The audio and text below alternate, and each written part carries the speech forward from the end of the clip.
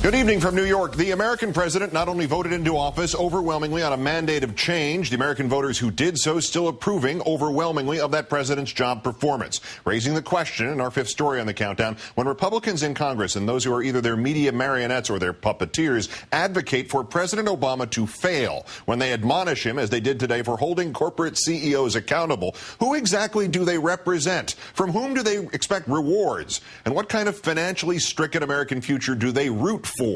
As Europe is getting its first visit from the new president of the United States, arriving in London today for the G20 summit, Mr. Obama still enjoying broad support for his performance here at home. The number of Americans believing the nation is heading in the right direction now having nearly tripled in the new Washington Post poll in the 10 weeks since Obama took office. The new president's job performance numbers also strong. 2 out of 3 Americans surveyed approving of how he is handling his responsibilities. The public seemingly blaming everybody but him for the current state of the nation's economy. Far more Americans trusting President Obama to fix it than they would the Republicans in Congress. Boss Limbaugh today describing the president's high approval numbers as tyrannical. You heard me, tyrannical. To quote him, people love what he's doing with the economy. Maybe we have descended into a nation that sort of loves the concept of soft tyranny. Boss Limbaugh also hallucinating again, specifically embracing the vision that it is his job to save Americans from a president whom they love. Adding about Obama's plans for General Motors and the economy that if Obama fails, America is saved. The folks at Fix News doing their part to speak up on behalf of multimillionaire corporate titans. Gretchen Carlson asking, where's the union in all this? Bill Hemmer hawing, if you can fire the CEOs, why can't you fire the head of the union? Sean Hannity ranting, I didn't see any union reps get told that they had to go out in this endeavor because Barack Obama wouldn't anger his political base. Except while the salaries and retirement benefits of middle-class union workers have been made vulnerable by the possibility of bankruptcy in Detroit, ousted CEO Rick Wagoner is guaranteed a pension and other payments totaling $23 million. Nevertheless, House Republican leader Boehner today sticking up for Wagner as if the CEO were the little guy.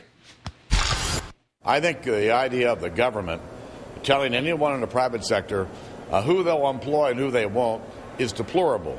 This is what's wrong when government starts putting money in the private sector. They start to believe that they can write all the rules. Just terrible that they can force a hard-working businessman out of his job and into a future where his only means of support is his flimsy safety net, a mere $23 million in pensions and severance. Who's thinking of the CEOs? Won't somebody look out for the CEOs?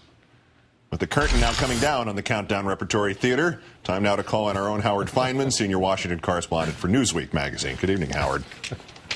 Hi, Keith. Against the context of those presidential approval numbers in the Post poll, let me ask you that rhetorical question in a realistic way.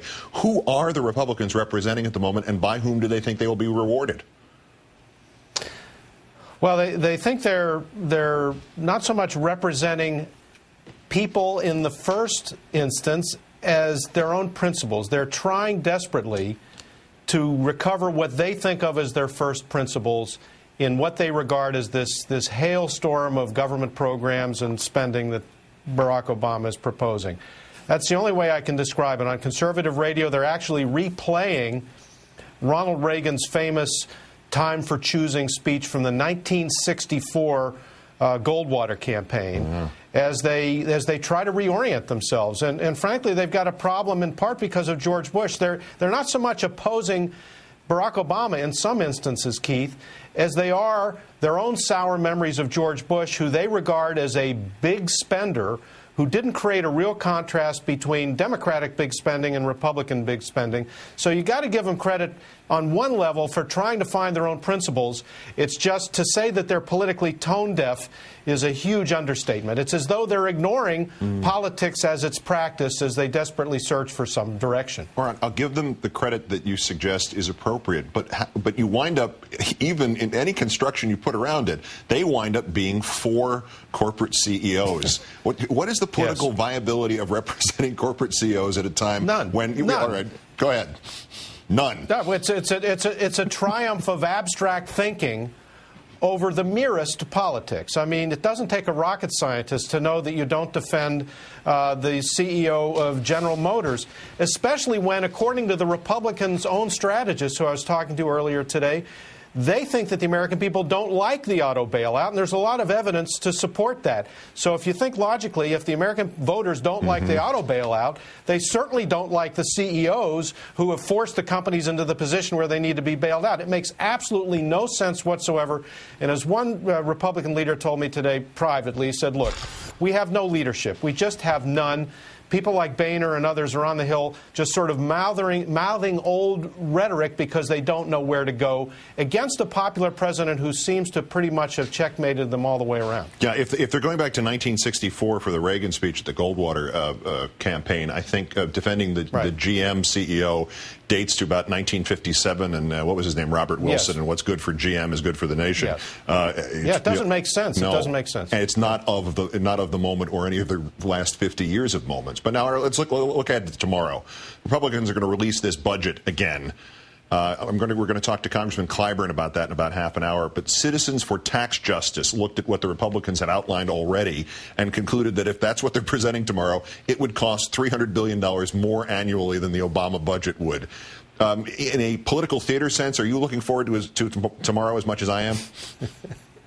Yes, I am, and I'm going to be on the Hill to see the echoes of that. The problem that the Republicans have is that they're sticking to tax cut first philosophy, which had its moment. It's had its heyday in the early Reagan years when a lot of the American people thought that government, in fact, had gotten too big, that there was a need to drain the swamp, as Ronald Reagan said. We're now almost 30 years later. We're in an entirely different world, and the American people want what the White House calls affirmative government. I think that's true. I think the polls show it, and I think Barack Obama is trying to give it to them in every conceivable way here. The Republicans haven't figured out how to find their old principles and yet speak to the needs of the American people today. That's the basic problem they've got, and the budget is just going to reflect the fact that they haven't figured it out yet. You know, tax cuts will not resonate when a lot of people either think or fear that they're going to get huge rebates from the government anyway, because they're not going to be paying any taxes because they don't have a job to pay taxes from. They're not going to have a job. They're not going to have a job to pay taxes on. Howard Feynman of MSNBC and Newsweek, as always, sir. Great thanks. Thanks, Keith.